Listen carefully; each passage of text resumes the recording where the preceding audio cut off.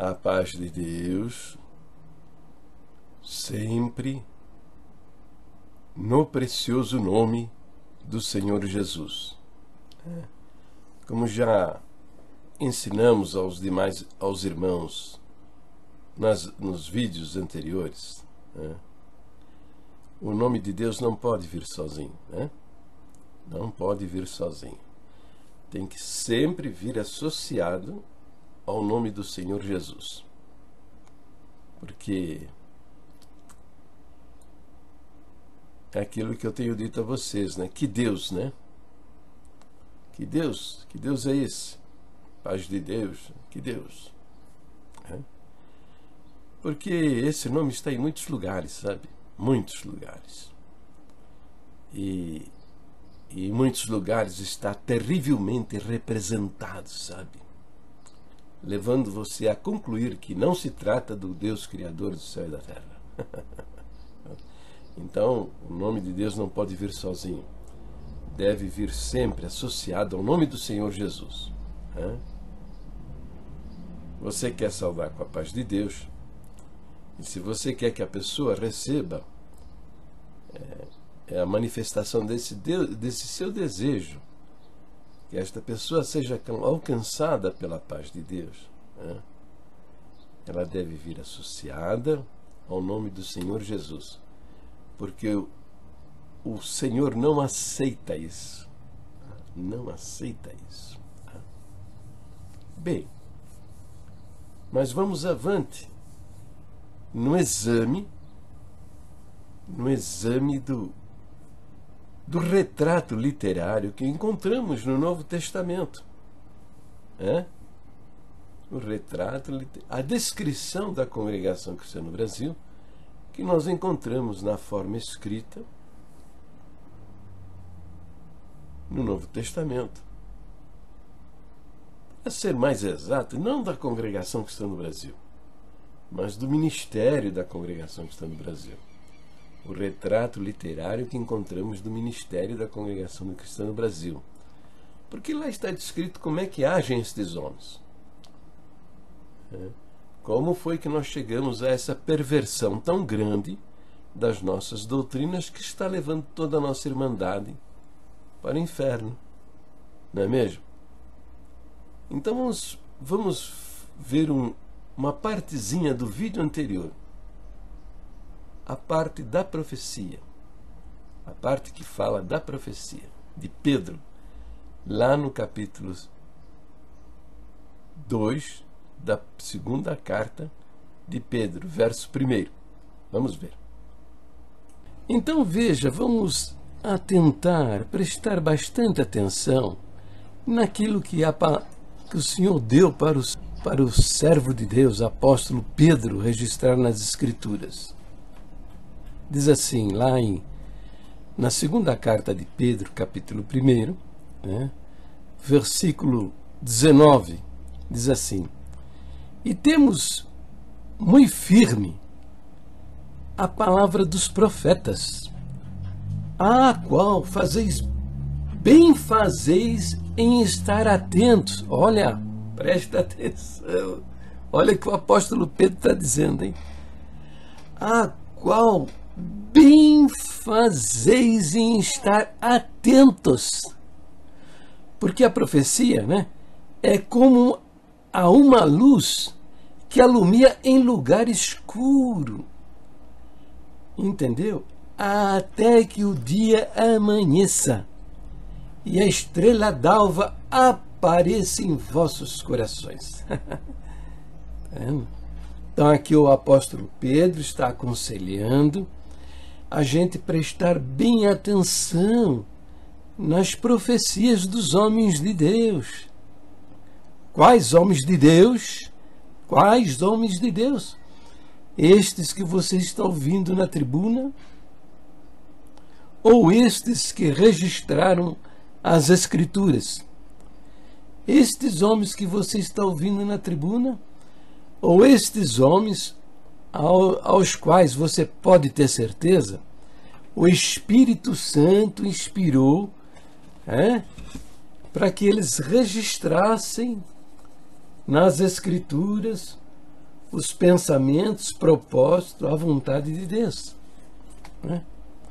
Diz, ó, a qual fazeis bem em estar atentos, né? Ligados, prestando atenção. E ele diz ainda, sabendo primeiramente isto, que nenhuma profecia da Escritura é de particular interpretação. Então, Pedro está dizendo que para você prestar atenção nas profecias das Escrituras, você primeiramente precisa saber isso, que nenhuma profecia da Escritura foi feita por uma particular interpretação daquele que escreveu. Depois o 21 diz assim, porque a profecia nunca foi produzida por vontade de homem algum. Depois, ó, presta atenção. Mas os homens santos de Deus falaram inspirado pelo Espírito Santo. Está vendo? Então Pedro está dizendo que os homens que registraram a palavra nos livros da Bíblia, eles fizeram isso inspirados pelo Espírito Santo. Né? Agora vamos ver o versinho seguinte, o primeiro verso do capítulo 2. Agora ele fala, olha, ele vai fazer o retrato literário da congregação cristã no Brasil. Sabia? Vê se não é verdade. Confira comigo. Ó, e também houve entre os povos falsos profetas, como entre vós haverá também falsos doutores, que introduzirão encobertamente heresias de perdição, e negarão o Senhor que os resgatou, trazendo sobre si mesmos repentina perdição.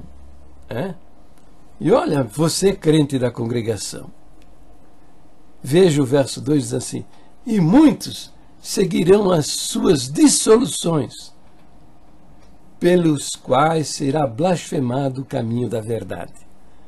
Entendeu? Então, por que eu falei retrato literário da congregação? Está aqui o retratinho, nesse verso primeiro aqui. Que introduzirão encobertamente heresias de perdição. Por que encobertamente? Escondidinho, né? Bem oculto, para ninguém saber. Estará mesmo o ministério da congregação introduzindo heresias de perdição de maneira encoberta? Será que eu estou falando a verdade?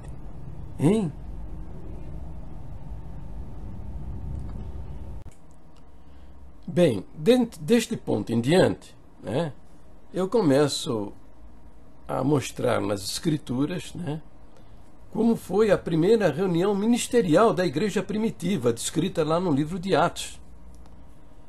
E se você quiser, se você não viu isso, vá até o vídeo anterior e veja como é que eu estou comentando este assunto. Mas é fácil, você abre o seu Novo Testamento aí, sua Bíblia, o seu Novo Testamento, veja no capítulo 15 do livro de Atos, e veja que toda a igreja participou desta reunião ministerial. Veja que eles não decidiram nada, mas eles viram e ouviram tudo o que foi dito naquela reunião. Entendeu? E fizeram cartas. E estas cartas foram enviadas às demais comunidades cristãs, né? E nela continha a decisão ministerial. E essas cartas foram lidas, reuniram. O que fizeram os apóstolos, portadores dessas cartas? Reuniram a comunidade cristã e leram. Não foi feita para um grupinho, tá? Algumas pessoas, entende? É tudo aberto, tudo livre, né? Então, lá eu também falo também das listas secretas de ensinamentos. As listas secretas de ensinamentos, para a maioria da Irmandade, isso aí é uma conversa mole minha. Não tem fundamentação, esse cara é mentiroso e tal. Na verdade, é porque eu denunciei isso. No ano 2000, que eu descobri que esses camaradas praticavam listas secretas de ensinamentos. Eu descobri isso e denunciei, porque isso é extremamente diabólico. É a patinha do diabo. Onde tem lista secreta, reunião secreta, fica sabendo, é a patinha, a pata do diabo. Você olha aquela pata preta, peluda, entendeu? Aí você fala, aí tem lobo. É verdade. Eu denunciei no ano 2000 isso. Lá no site do Ricardo Adam. Tá lembrado? O site Reforma CCB? Então o que aconteceu é que muitos anciães, né, que tinham estas listas escondidinhas nas suas gavetas, eles viram que isso não é assim que se toca aquilo que a gente entende como obra de Deus, né? E enviaram lá para o irmão Ricardo, ele publicou lá no site. Então hoje nós temos, desde o ano de 1960, colecionadas, todas elas, entende? Se você procurar nos sites da CCB, esses que a turma abre, né? E divulga e trata dos assuntos, tem muitos hinos, e trata da história da CCB, tudo. Você vai encontrar também lá essas listas secretas, entende? Eram secretas mesmo, né? Eu tenho como provar isso numa lista publicada lá, passando aí para você ver, entende? Que o sujeito não deveria contar nada, falar nada a ninguém, e que se ele manifestasse alguma coisa, ainda que para esposa, filhos, irmãos, ele seria expulso do ministério, entendeu? Então, eu imaginava que essa crença generalizada, espalhada por todo o Brasil, por toda a Irmandade, no Brasil inteirinho, viesse dessas instruções escritas, essas listas secretas, onde eu estava enganado, sabe? É porque tem mais uma característica infernal, diabólica nesse ministério aí, que é o seguinte: não vamos escrever nada. Não vamos escrever nada. Vamos deixar tudo escondidinho, que é para ninguém saber de nada. Entendeu? Então, na lista secreta, você vai encontrar alguma coisa. Tá? Alguma coisa desses ensinamentos diabólicos. Mas não estão nas listas tudo aquilo que eu imaginava estar. Que é muito absurdo, é muita heresia, é muito ensino diabólico, sabe? Não estão. Eles foram passados por linguagem subliminar, tá? Que são as pregações. As pregações. Tá? Como é que funciona a linguagem subliminar? Tá? Você está num culto, ouvindo orações, né? Cânticos, né? Manifestações em línguas estranhas, né? E você está a mil, né? Entusiasmado, tal.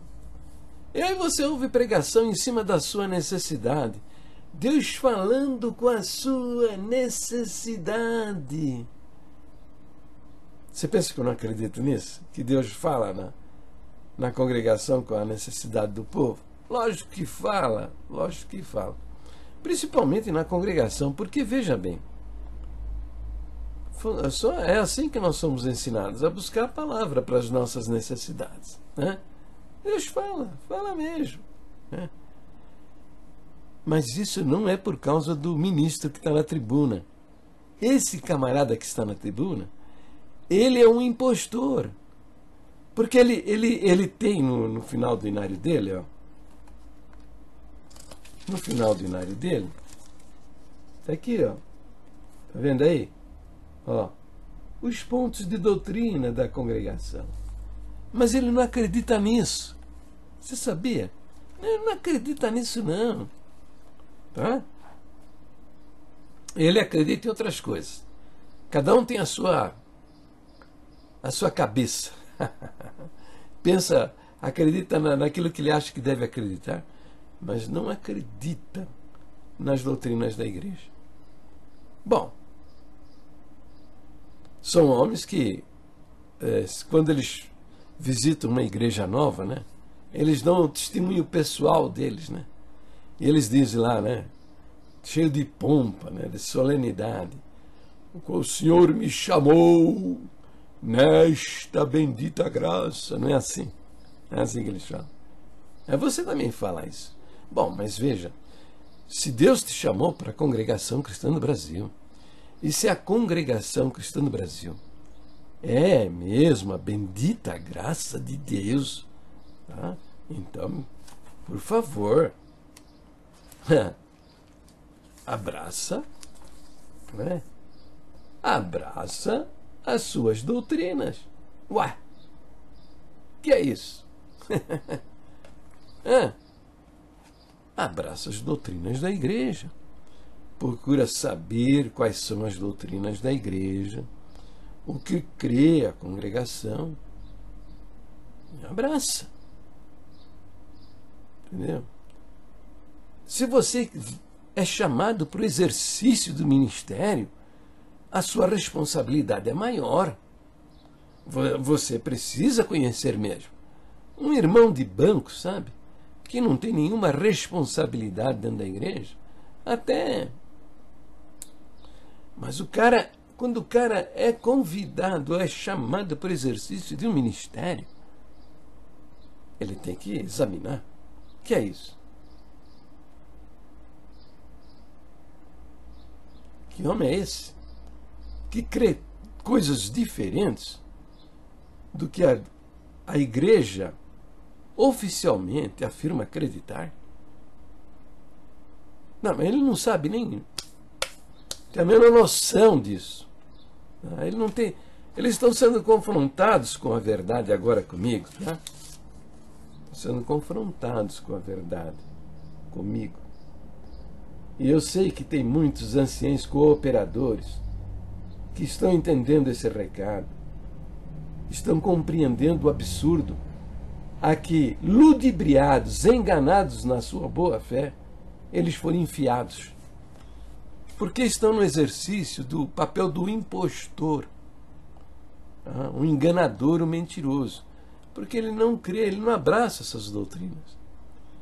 Mas você que está sentadinho no banco, você não conhece a Bíblia, não conhece o que é doutrina, e também não está nem aí para estas considerações que eu estou fazendo. Você imagina que aquele cara que assumiu a tribuna, ele é um representante legítimo das doutrinas da igreja, quando de fato ele não é. Ele é um impostor, é um enganador. Entendeu?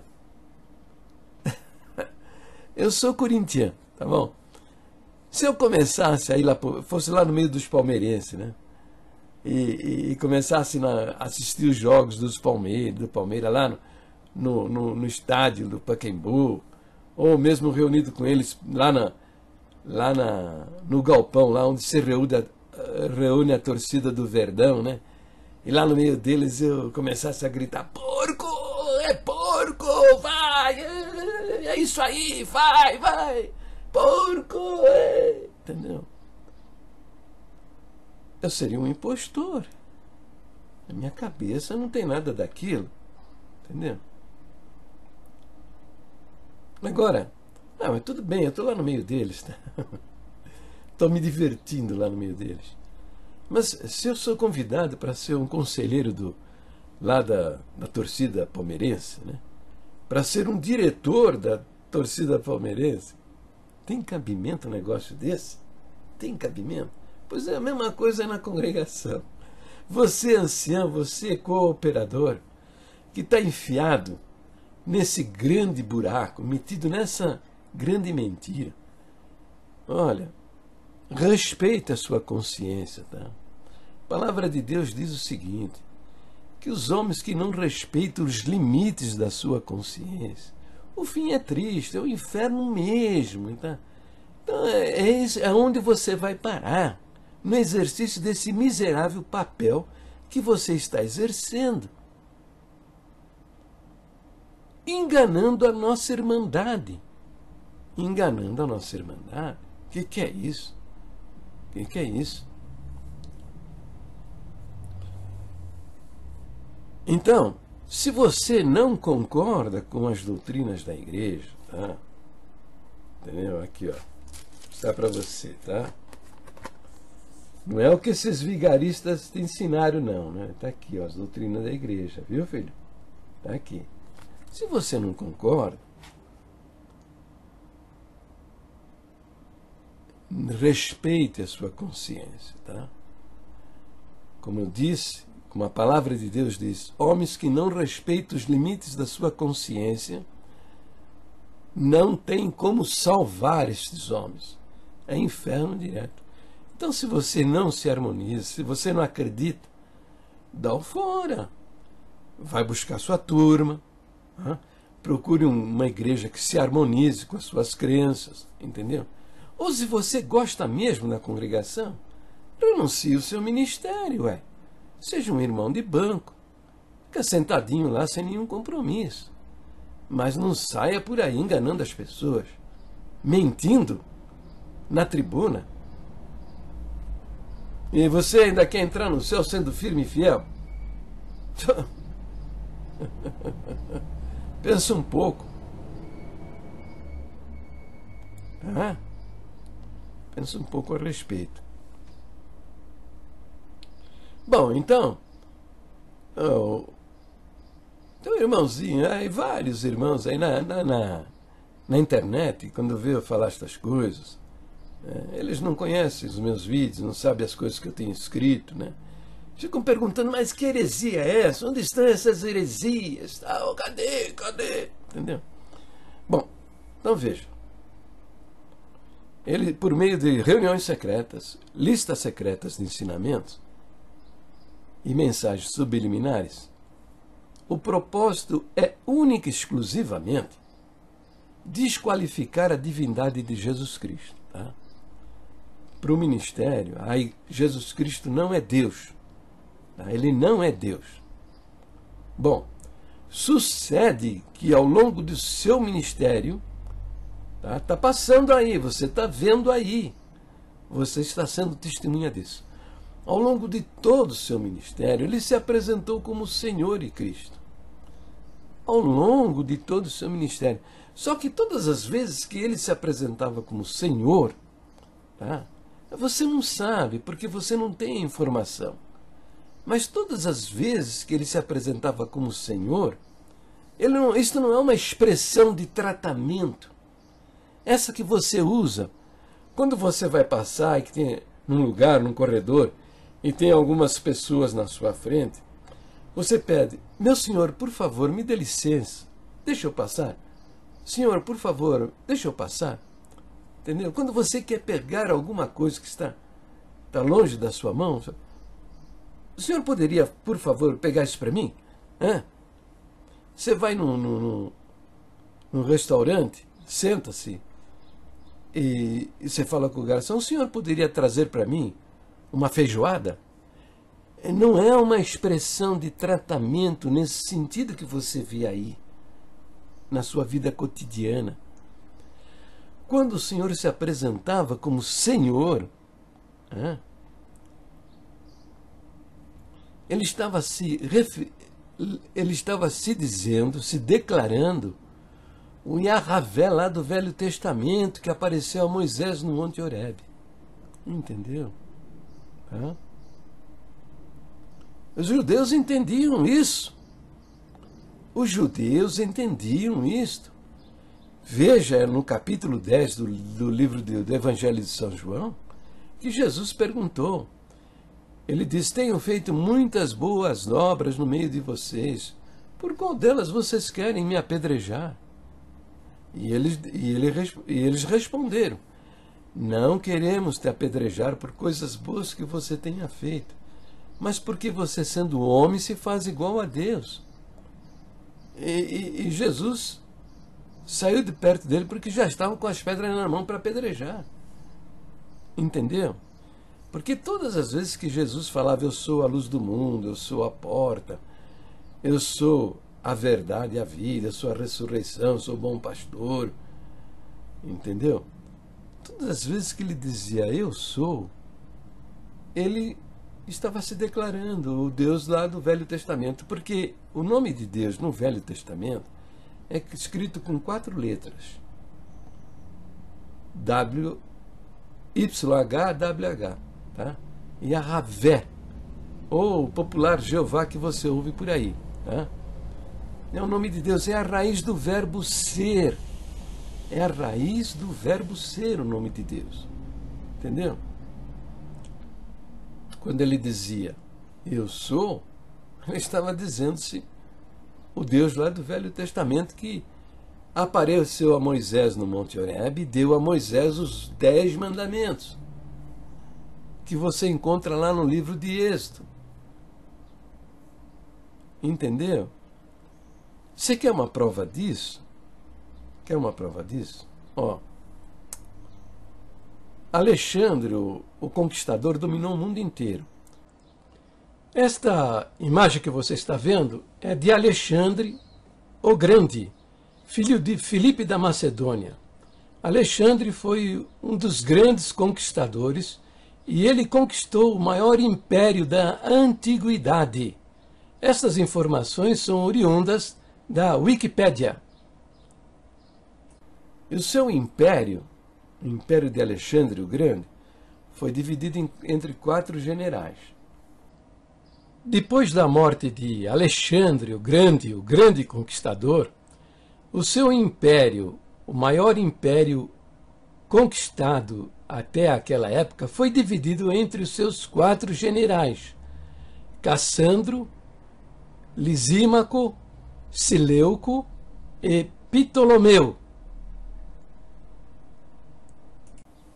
E a parte lá do Egito, da Palestina, aquela região toda ali, ficou sob o domínio de um dos generais de Alexandre. Este é o busto que se encontra no Museu do Louvre, em Paris, de Ptolomeu I, Ptolomeu Soter.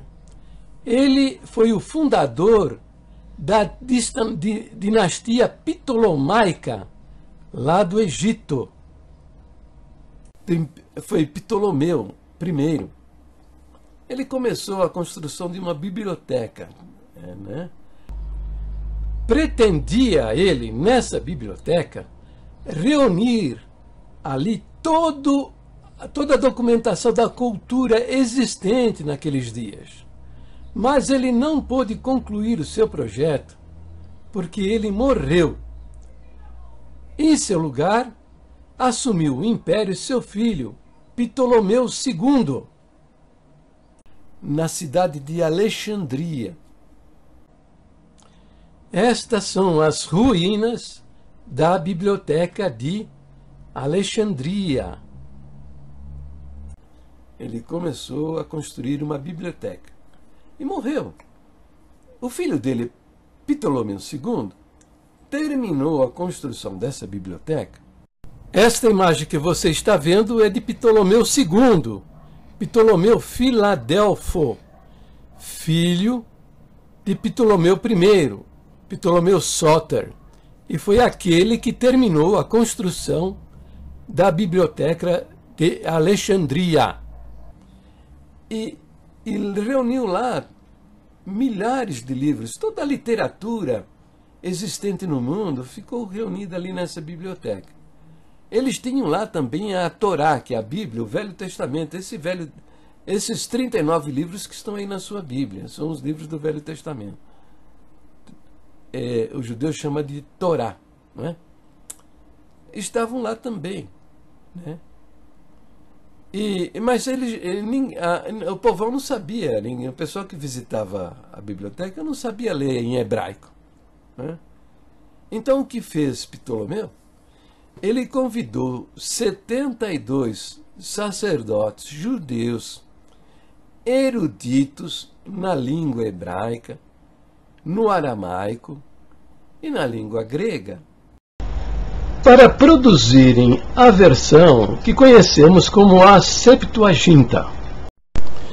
Essa é a capa da Septuaginta, resultado do trabalho de 72 sacerdotes eruditos no hebraico, no aramaico e na língua grega, que verteram os livros do Velho Testamento, conhecidos como a Torá, para a língua grega.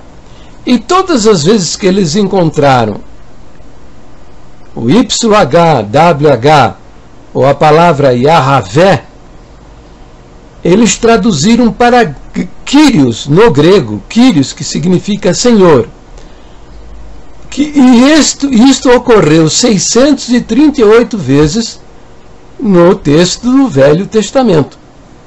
Então, estes judeus eruditos, sacerdotes, sacerdotes eruditos, conhecedores do hebraico e do grego, todas as vezes que eles encontraram a palavra Yahvé lá na Torá do Velho Testamento, eles traduziram para a língua grega usando a palavra Kyrios, que significa Senhor.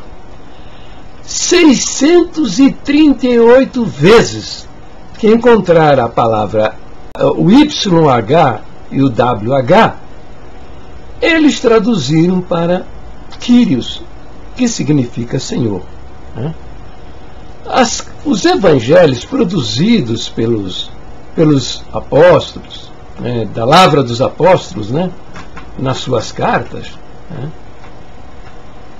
eles usaram também a palavra Kyrios para referir-se ao Senhor Jesus. Então entenda que a igreja primitiva tinha a pessoa de Jesus Cristo como o Yahvé lá do Velho Testamento, como Deus encarnado, aquele que se fez homem e habitou entre nós, como o apóstolo João declara logo nos primeiros versos do seu evangelho, dizendo: no princípio era o Verbo estava com Deus e o Verbo era Deus. O verso 3 diz: todas as coisas foram feitas por intermédio dele, e sem ele nada do que foi feito se fez. Porque veja, no princípio era o verbo significa palavra. Então Deus, na eternidade, evidentemente ele tinha a palavra. Deus não era mudo. Tem algumas seitas aí que acreditam que Jesus Cristo foi criado. Então estão achando que o verbo foi um dia criado. Estão admitindo então que Deus era mudo. Teve um tempo que Deus não falava. Nada disso. Pela palavra, entendemos que Deus fez todas as coisas. Está lá no livro de Gênesis. E disse Deus: haja luz e houve luz. Deus não criou o universo, os planetas, estrelas, com os seus dedos, com a sua mão. Ele falou e aconteceu. Por isso que nós lemos lá que todas as coisas foram feitas por intermédio dele. E sem ele nada do que foi feito se fez. Sem ele quem? O Verbo divino, que na eternidade, evidentemente você está entendendo, na eternidade ele não tinha o nome de Jesus Cristo, não tinha o nome de Jesus, e nem tinha o título de Cristo. O nome Jesus ele recebeu por ordem dos anjos, que ordenaram colocarem a José e Maria, colocar naquela criança o nome de Jesus. E Cristo significa o Messias, o enviado, que é um título que ele recebeu por entrar no mundo. Mas na eternidade, ele era o Verbo, a palavra divina.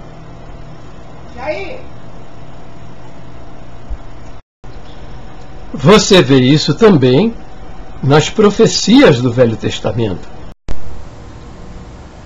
Quem deu crédito à nossa pregação e a quem se manifestou o braço do Senhor, porque foi subindo como renovo perante ele, e como raiz de uma terra seca, não tinha aparência nem formosura, e, olhando nós para ele, nenhuma beleza víamos, para que o desejássemos.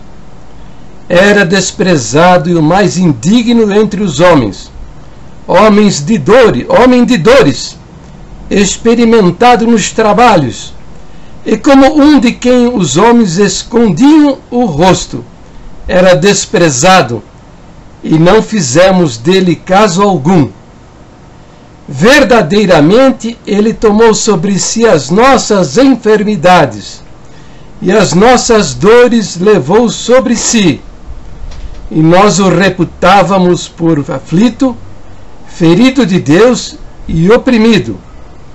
Mas ele foi ferido pelas nossas transgressões e moído pelas nossas iniquidades. O castigo que nos traz a paz estava sobre ele, e pelas suas pisaduras fomos sarados. Todos nós andávamos desgarrados como ovelhas. Cada um se desviava pelo seu caminho, mas o Senhor fez cair sobre ele a iniquidade de todos nós.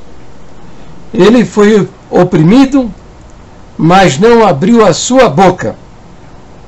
Como um cordeiro, foi levado ao matadouro, e como a ovelha muda perante os seus tosqueadores, ele não abriu a boca. Da opressão e do juízo foi tirado. E quem contará o tempo da sua vida? Porquanto foi cortado da terra dos viventes, e pela transgressão do meu povo ele foi atingido. Pusera a sua sepultura com os ímpios, e com o rico na sua morte.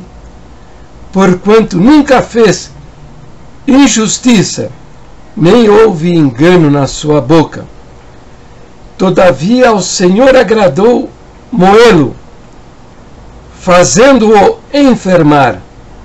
Quando a sua alma se puser por expiação do pecado, verá a sua posteridade, prolongará os seus dias, e o bom prazer do Senhor prosperará na sua mão. O trabalho da sua alma ele verá e ficará satisfeito.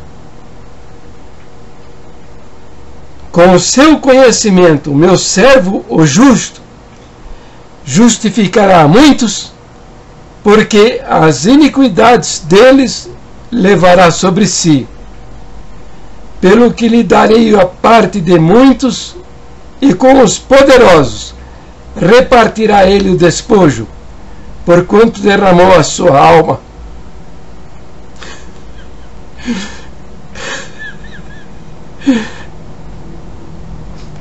Na morte, e foi contado com os transgressores, mas ele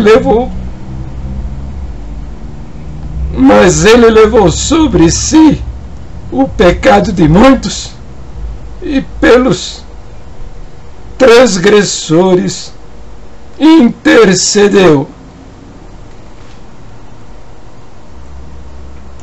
A divindade de Jesus. São centenas de profecias, dizendo com precisão até a época do seu nascimento, o lugar do seu nascimento, qual seria o seu ministério, qual seria a sua pregação, a época da sua morte, o lugar da sua morte, como seria a sua morte. Agora, de tudo isso, eu quero citar duas profecias que estão lá em Isaías. São estas aqui, veja. A profecia diz: portanto, o mesmo Senhor vos dará um sinal. Eis que a Virgem conceberá e dará à luz um filho, e chamará o seu nome Emanuel. O apóstolo Mateus repete essa citação aqui de Isaías, capítulo 7, versículo 14, e explica que a palavra Emanuel significa Deus conosco.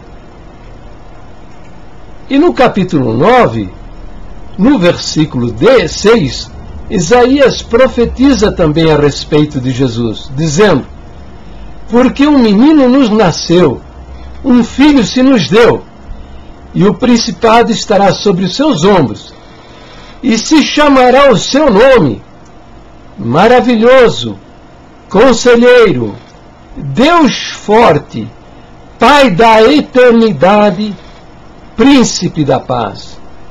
O que significa para você Deus Forte? O que significa para você Pai da Eternidade? Olha, não existia eternidade. Conforme João fala lá no seu Evangelho, todas as coisas foram feitas pelo Verbo Divino. Até a eternidade não existia. Deus, o próprio Deus, pela sua palavra, o Verbo Divino, que na eternidade era Jesus, Ele criou a eternidade. Pai da eternidade é o Senhor Jesus. Há muito que dizer a respeito da divindade de Jesus Cristo. Há muito que dizer.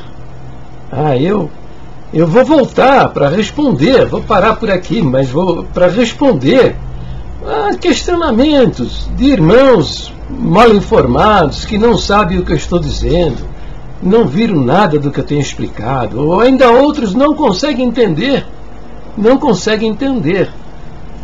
Mas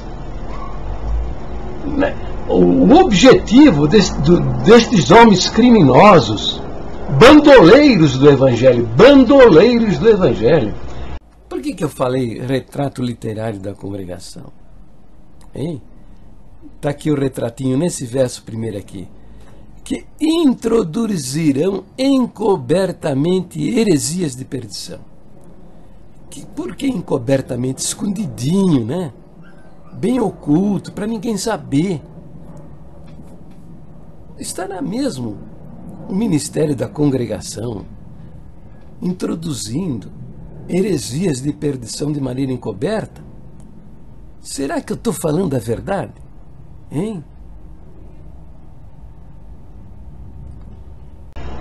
É tudo voltado para aniquilar a divindade de Jesus Cristo, que a Bíblia mostra isso com clareza. Então o que eles fizeram? Fizeram um ataque à Bíblia Sagrada, porque são duas armas de Satanás. A primeira delas é destruir, aniquilar o testemunho da Bíblia. Por quê? Porque a Bíblia dá testemunho de Jesus. A Bíblia inteirinha dá testemunho da pessoa de Jesus Cristo, que Ele é Deus encarnado. Se você destrói o testemunho de Jesus Cristo, entendeu? Ele passa a ser um homem religioso como os demais, Buda, Confúcio, Bharagavita, Maomé e outros mais, entendeu? Mas Jesus Cristo é diferente. Ele tem centenas de profecias falando a respeito dele. Entendeu? Se você destrói, aniquila a Bíblia como a infalível e inerrante palavra de Deus, como toda inspirada por Deus, você destrói o testemunho de Jesus Cristo. Então essa é a primeira ferramenta do diabo: destruir o testemunho da palavra de Deus como infalível e inerrante no coração dos homens. Porque se a Bíblia não é a infalível palavra de Deus, mas apenas contém a palavra de Deus, quer dizer, tem partes que é inspirada por Deus e tem partes que não é inspirada por Deus, você destrói a confiança, a credibilidade da Escritura, e ela perde a autoridade para mudar os nossos pensamentos e formar as nossas crenças. E foi isso que esses homens fizeram. Desde o ano de 1950 eles vêm dizendo, a cascata, a mentira diabólica, que a palavra de Deus está na boca deles. Tá? E o povo acredita que está na boca deles. Por quê? Vai congregar necessitado de ouvir a palavra de Deus, E houve uma resposta de Deus na boca destes homens. E a Irmandade, por não conhecer o que a Bíblia diz, acha que tudo que estes homens falam é da parte de Deus. É nada, é nada. Deus está respondendo à sua necessidade, porque você acredita que Ele vai fazer assim. E no meio disso, esses homens aproveitam para passarem as suas mentiras, as suas heresias por meio de linguagem subliminar. Deus não vai deixar de responder à necessidade da alma aflita, porque o pregador é um impostor, um falso profeta. Ele vai responder. E a Irmandade recebe tudo o que esse homem diz como da parte de Deus, quando de fato ele está passando uma porção de mentiras para a Irmandade. Começaram a fazer isso em 1950, tirando a Bíblia da atenção, do centro da atenção da igreja, não ensinando para a Irmandade o que a Bíblia diz. E hoje a Irmandade duvida, não aceita o que a Bíblia diz e acredita só no que esses homens pregam na tribuna. Bem, eu descobri isso no ano 2000 e venho batendo em cima disso aí. Agora eles admitiram essas coisas. Por quê? Você pega o Inário número 4, tá? E você vê lá escrito, ponto de doutrina, tá vendo? Primeiro ponto de doutrina. E você lá lê no primeiro ponto de doutrina que a Bíblia é a infalível, é toda inspirada por Deus e a infalível palavra de Deus. É isso que você lê. Nós cremos na inteira Bíblia e aceitamos-la como a infalível palavra de Deus inspirada pelo Espírito Santo. Entendeu? Agora aí você pega o Inário número 5, você abre lá o Inário número 5, você lê que eles acrescentaram a palavra contendo. E a redação ficou a seguinte: nós cremos na inteira Bíblia e aceitamos-la como contendo a infalível palavra de Deus, inspirada pelo Espírito Santo. Então, tem um bobão aí, é um bobo. Nosso querido e precioso irmão Joel disse o seguinte: as alterações são apenas uma questão semântica, sinônimos, mas o que ficou claro mesmo é o desconhecimento total desse tal de Jair Ferreira sobre a CCB. Mal intencionado, não sei a que propósito, fala tantas mentiras sobre a CCB. Acredito que seja pelo exemplo ímpar de prática de fé cristã, não extorquindo o dinheiro dos fiéis e acumulando fortunas como os praticantes da tal teologia da prosperidade o fazem.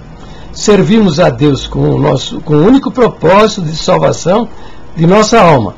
Isso bate de frente com os interesses destes pseudos cristãos, assemelhados aos mercadores do templo aos quais Jesus chicoteou. Comentário no vídeo, a alegação do primeiro ponto de doutrina. 54 anos e bobão. Que ele diz que isso aí é uma questão semântica. Não, veja, você entender que o primeiro ponto de doutrina diz que a Bíblia é a infalível palavra de Deus de capa a capa e não tem erros e é toda inspirada por Deus, é uma questão semântica mesmo, porque você lê. A semântica significa você saber o significado das palavras. E o significado das palavras, na leitura do primeiro ponto de doutrina, tal qual está no Inário número 4, o que você entende é isso, que a Bíblia é sem erros e é toda inspirada por Deus, de capa a capa. Entendeu? Não tem nada nela que seja do homem. Agora, com a redação da adulteração que eles cometeram, acrescentando a palavra contendo, que está aqui no Inário número 5, tá? A semântica, a compreensão que você tem pela leitura do primeiro ponto de doutrina, com o acréscimo da palavra contendo, que a Bíblia não é toda inspirada por Deus, que tem partes que são inspiradas por Deus e outras partes não são, que são do homem. Agora, esses camaradas são loucos. são os idiotas, o cara é só um idiota. Porque a doutrina continua dizendo, tanto no inário número 4, como também no inário número 5, tá? Continua dizendo que a Bíblia é... Como é que é? É a palavra de Deus, que a Bíblia, né, é a única e perfeita guia da nossa fé e conduta. Ora, o que é guia de fé? Guia de fé quer dizer o seguinte, que o que a Bíblia diz é aquilo que você deve acreditar. Então, esses homens têm que vir a público agora explicar para nós onde contém a inspiração divina e onde não contém a inspiração divina. Por quê? Pode ser que você esteja lendo na Bíblia alguma coisa aqui, ó, tá vendo? E você está acreditando porque está escrito na Bíblia, e isso não seja inspirado por Deus, é do homem. Você está acreditando numa bobagem. Então eles não tiveram coragem de mudar o nosso ponto de doutrina. Olha aqui, seus falsos profetas mentirosos. Vocês estão na obrigação de se explicar para os 3 milhões de crentes no Brasil e mais os 400 mil no mundo, onde contém a inspiração divina e onde não contém a inspiração divina, para nós não acreditarmos naquilo que é do homem. Vocês não são os nossos líderes, não são os nossos pastores, vocês não dizem que vocês foram constituídos por Deus para, né, liderar a nossa irmandade. Está na hora de vocês tomarem vergonha na cara e explicar, mas vocês não sabem nada, vocês são uns idiotas, vocês não sabem nada, tá? Estão a serviço do inferno. E ó, o Senhor Jesus, o Senhor meu Deus, entregou vocês aqui, ó, na minha mão, tá? Confessando a vossa estupidez, tá? Tá bem, tem mais. O Inário diz que, né, a doutrina, né, está lá no Inário, que era a nossa única e perfeita guia de prática. O que é a guia de prática? O que a Bíblia ensina é o que nós devemos fazer. Então, veja, pode ser que você, meu irmão, está lendo aqui, ó, alguma coisa e está praticando porque você leu na Bíblia, mas isso aqui não seja de Deus, seja do homem, entendeu? E você está elaborando no erro. Então, esses falsos profetas mentirosos, né, mentirosos, estão agora na obrigação de nos dizer onde tem a inspiração divina, onde não tem, onde é do homem, onde é de Deus, entendeu? Mas esses camaradas não sabem nem o que é inspiração, rapaz.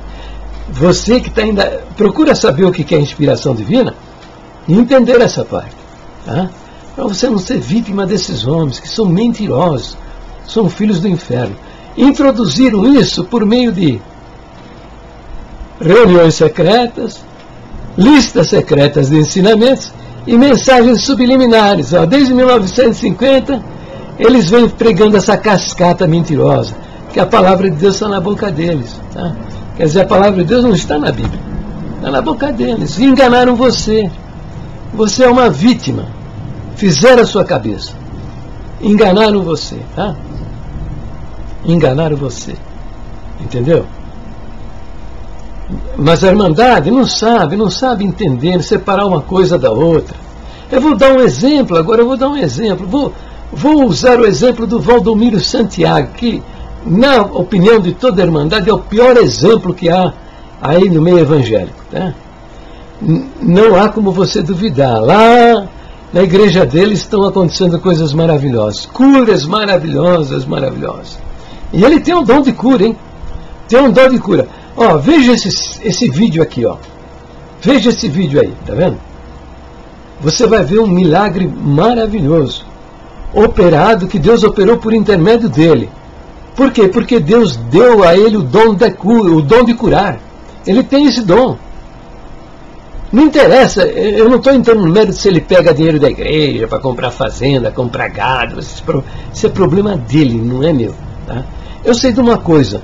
Se ele estiver fazendo isso, e continuar fazendo isso, e vai fazendo isso, ele vai pagar, ele vai dar conta de tudo isso aí, entendeu? Mas Deus não tira o dom dele, por quê?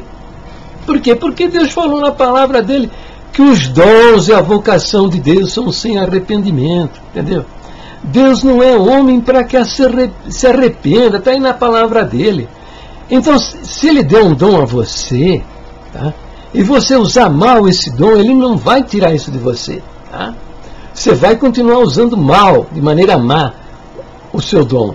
Mas você vai dar conta disso aí. Entendeu? Entende? Só que veja, o Valdomiro de Santiago, ele tem a humildade de dizer que o que acontece na igreja dele não tem nada a ver com ele, entendeu? Eu já vi ele dizendo, ó, eu atrapalho a obra de Deus, eu até atrapalho, eu não tenho nada a ver com isso, eu até atrapalho. E ó, isso aqui eu não tenho nada a ver com isso, se ele quiser, ele me tira e põe outro no lugar. E é capaz das coisas ficarem até melhor do que estão, entendeu? Porque eu atrapalho até a obra de Deus, entende?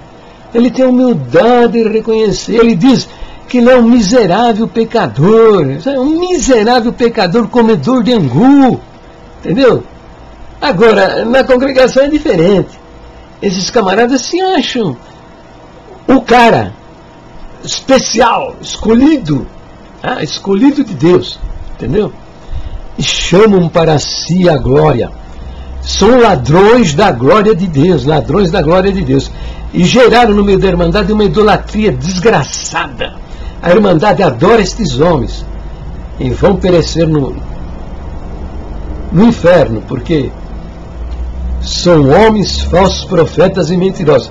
E impostores. Não há como classificar esses homens de outra maneira, não. É desse jeito mesmo. É desse jeito. Presta atenção nas coisas que eu estou mostrando, que não é difícil você conferir. São falsos profetas, mentirosos e impostores. Impostores. E passaram todas essas mentiras por meio de linguagem subliminar. Hoje a Irmandade aceita. Ninguém se incomoda que eles mexeram lá no primeiro ponto de doutrina. Está todo mundo... mexeram lá, adulteraram o primeiro ponto de doutrina. Entendeu? E está todo mundo beleza, ninguém se incomoda. Então, por quê? Estão de cabeça feita. Fizeram a vossa cabeça por meio de reuniões secretas, em listas secretas de ensinamentos e mensagens subliminares. Nas pregações, fazendo a cabeça de vocês. Entendeu? Por isso a palavra de Deus manda examinar todas as coisas. Nós temos que ser crentes como os crentes de Bereia. Os crentes de Bereia, o livro de Atos, lá está registrado que o Espírito Santo elogiou a atitude daqueles crentes da cidade de Bereia, porque eles examinavam na Bíblia tudo o que Paulo dizia, para ver se era verdade o que ele estava dizendo. Entendeu? É isso que nós devemos fazer. Aí fique esperto.